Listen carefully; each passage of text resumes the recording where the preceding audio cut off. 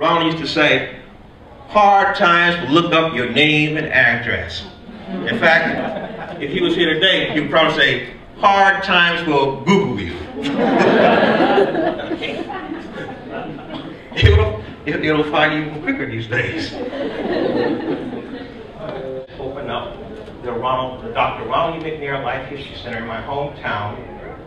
It was opened by, or if you will, it was dedicated by the CEO or administrator of NASA.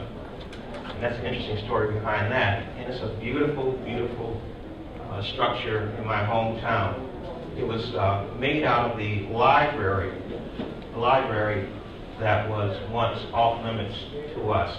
And a side note behind that story, let me just tell you about this building, how important it is to us that this happened. Remember, we grew up in segregated South Carolina.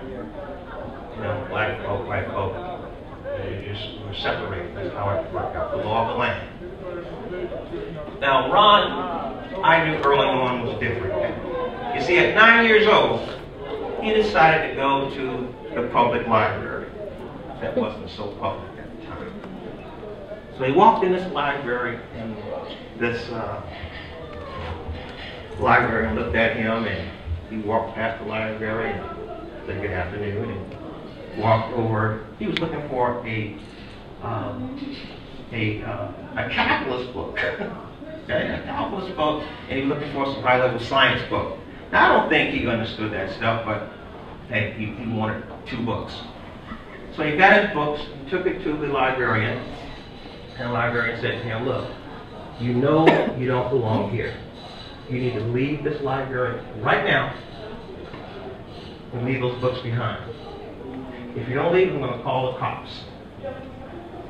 And I'll have the police over here in no time. And Ron decided, he took his little behind and popped up on the desk, sat on the desk. He said, I'll wait. Yeah, he was doing the sit-in long before it became vote.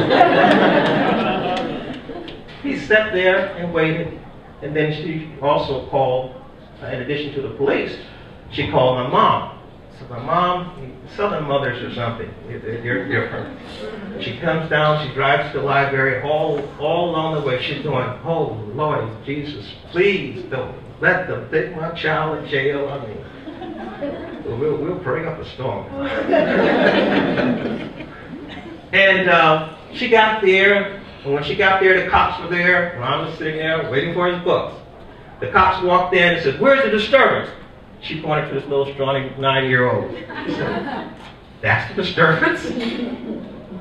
So my mom said, if you would give him the books, he would take care of them. And the police said, why don't you just give him the books?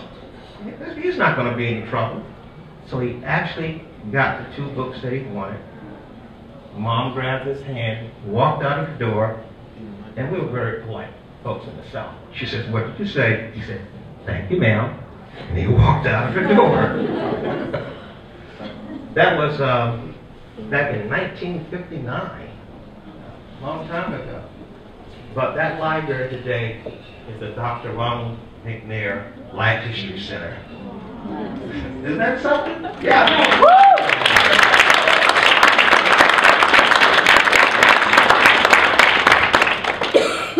Now, you all saw quite a few things within the video. There's so much to say about Ron. Yes. I'm glad you asked that. The question was, what was he going through when he lost his research? You remember in the film, he lost all his data and what have you? He probably was wondering, I wish I had a flash drive.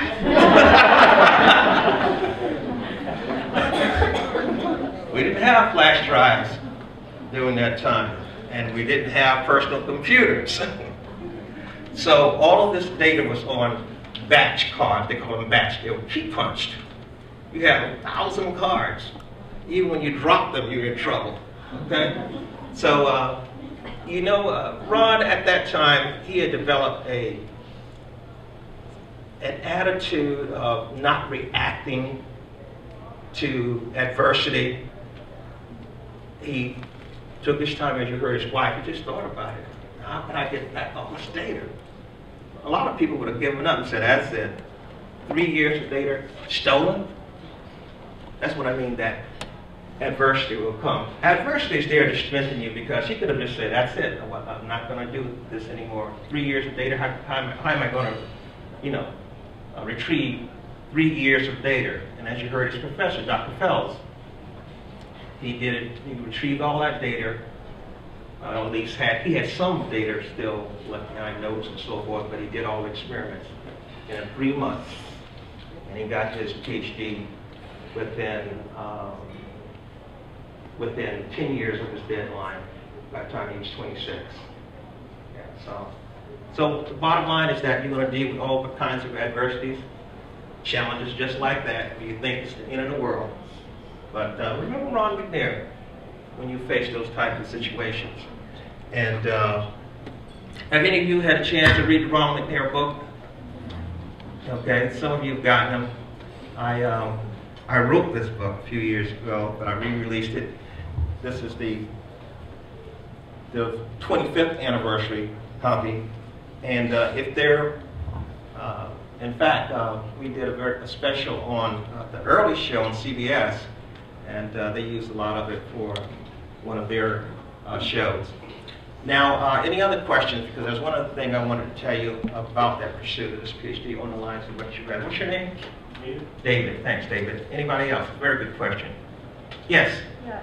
Did anybody try to publish that data? Did anyone try to publish the data? Yeah.